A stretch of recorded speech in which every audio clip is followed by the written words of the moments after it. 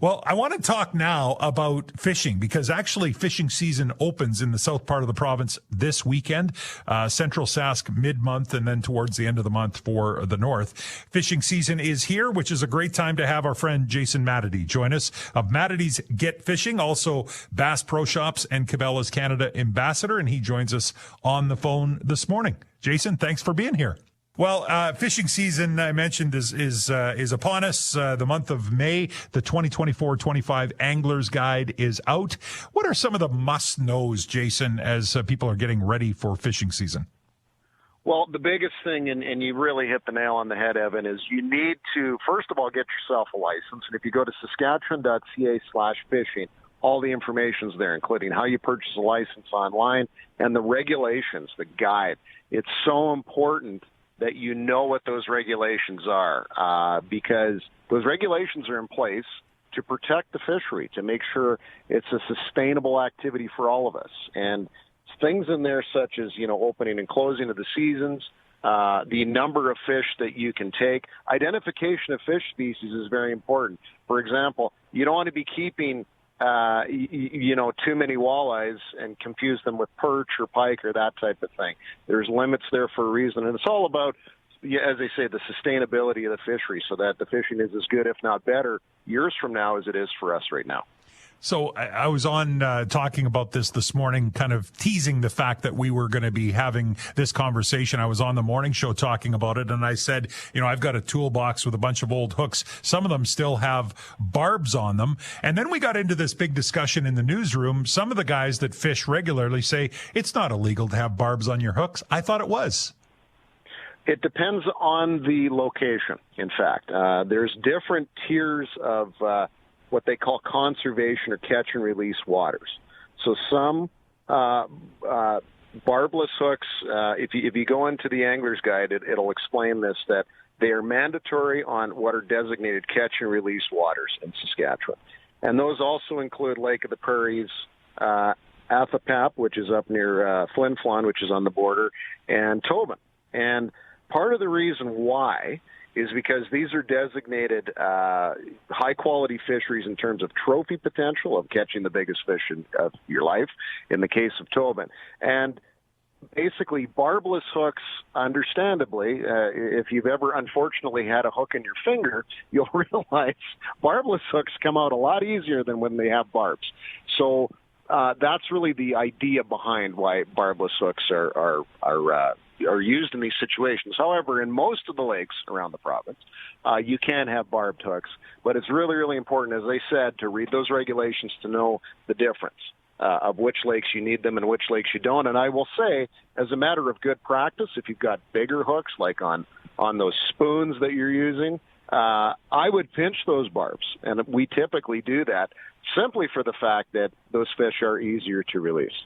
Jason Matity is my guest, Saskatchewan fishing expert of Matity's Get Fishing. You can check out the website, getfishing.ca. Is there a difference between fishing in the spring, in the summer, in the fall? Does each season bring different types of fish that you're more likely to catch? Is there a better time of year than others?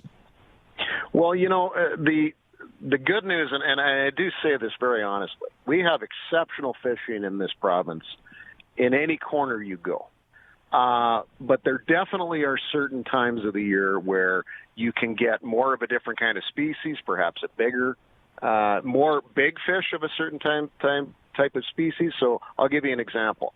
Northern pike, if you want to catch that 20 to 25 pound northern pike, starting on Sunday when the season opens in Southern Saskatchewan, May 5th, this is like the best 2 weeks of the season to do it. And this is why. Because the water's cold.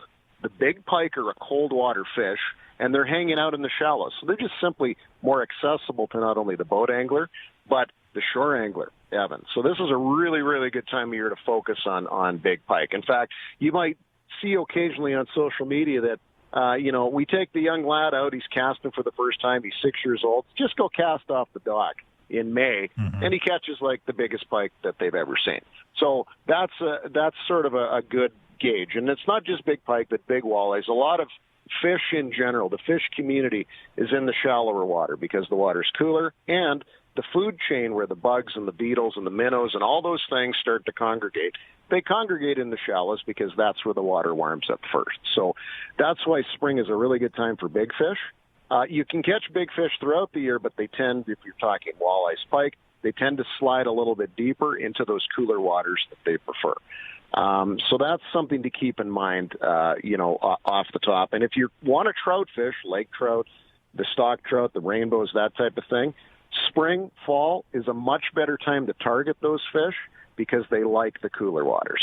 So that, I can't emphasize that enough. Perch, which I cut my teeth, if you will, in my angling career, fishing for perch off docks as a kid when I couldn't afford a boat. They like the warmer water, so you can catch them all summer jigging right off the dock in like 2 feet of water. So those are the different, if you will, strategies if you really want to be successful that you think about at certain times of the year. Jason Matity is my guest, the Saskatchewan fishing expert. Matity's Get Fishing, and the website again is getfishing.ca. So you've mentioned this province is full of great lakes for fishing. Where are some of your faves? Oh, I'm asked that question all the time, and I always say the lake at which the fish decide they want to bite my hook. It's what I say, because we try to cover as much of the province and beyond as we can in the calendar year. But I would say, for I guess some of the listeners around our bigger cities, shore fishing off Lake Diefenbaker, if I can get there, especially in the spring, that's a good time to get some rainbow trout. I love Buffalo Pound near Regina because it's got lots of perch, and if you're going to take some kids, that's the place to go. And Blackstrap is actually another hidden gem up by Saskatoon, and the whole reservoir system is a really, really good spot. I've done a bit of fishing in my life, but I am far from an expert. In fact, I really probably am making mistakes every time I go out. I've got a tackle box full of fish hooks and lures from my grandpa, from my dad. Are any of that, is this 5 of diamonds what I think it is? To me, it's the crown jewel of fish hooks. Well, there's probably not a tackle box anywhere in this country that does not have a Len Thompson or a spoon, like a Blue Fox spoon, what we typically call a spoon, in it. There's no question. It is one of the best things that you can actually throw at this time of year in the spring.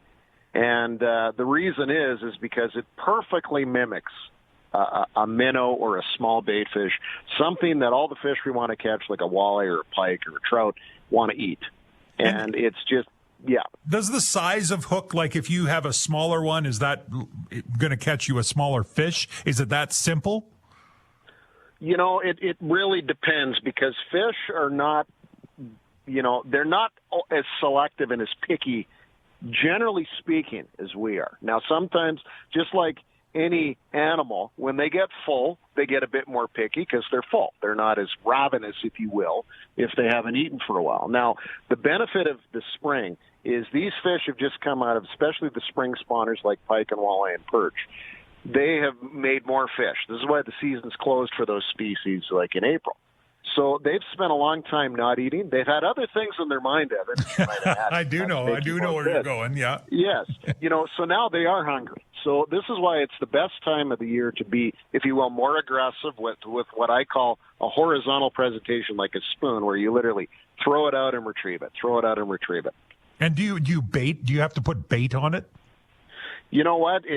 I'm finding that the more experience I get with this, the more artificial you get, meaning just a plain spoon or a plastic jig and that type of thing, with a soft plastic rubber tail on it. Start aggressive, start without bait, because you're looking for those hungry, reactive fish that are going to hit something. And more often than not, the bigger fish are the ones that are most responsive to artificials and something moving quickly. It's because they see it's a good size, and you talked about size. I would start with bigger lures when you start your day, because you're more apt to attract a bigger fish, but sometimes small fish will grab big lures too. Sometimes they're just like, there's an opportunity swimming right by my face, I'm going to eat that thing. You know, I was watching some of your videos last night. I was on your website, getfishing.ca, and you've got some great stuff on there for a guy like me who's not an expert in terms of bait and jigs, artificial versus real. I can't even tell you how many times I've bought worms or slugs, put them on the hook, thrown it out, and lost it. And I watched last night. You've got to do it right near the end of the worm, otherwise you will lose it, likely. Yeah, for sure. And you know, the nice thing about, you know, starting with what we call artificials without bait is you can get those little pokes or those bites, and you don't have to worry, oh, did I lose the fish? Oh, do I have to rebait? You know, because perch in particular, they're real thieves. You know, they should be put in jail. How often they steal your bait? You know, like they just pick away at it, and you know, it's really, you know, a good idea to start, you know, fast and aggressive, because what a lot of people do, here's a key mistake that a lot of people do. They maybe have confidence with a jig and a minnow, or a jig and a worm or a leech, and it's a slower presentation, generally speaking. So they start with that. Well, guess what? If the fish are aggressive and they're high, like 2-3 feet off the bottom, you have just taken yourself out of that game. Mm-hmm. Whereas if you start by throwing a spoon off a dock or out of the boat, you're covering water fast because it's a pretty quick retrieve. You're covering that top, you know, third to half of the water column if you're in, like, you know, 5 feet of water or less, and you're giving yourself an opportunity to catch those aggressive fish. But if you start a little too slow, all you're going to catch is the less aggressive fish. So that's a good tip. Jason Matady is my guest, Saskatchewan fishing expert. We're out of time, although I do have a text here from Jeff in Regina. Ask Jason if the fish are safe to eat out of the chain lakes. Well, all I can say about that is if you go to the same site, saskatchewan.ca/fishing, they actually have reports on the safety of eating fish.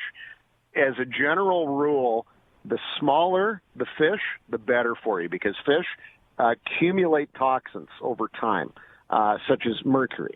So the bigger the fish, the more mercury that they'll have.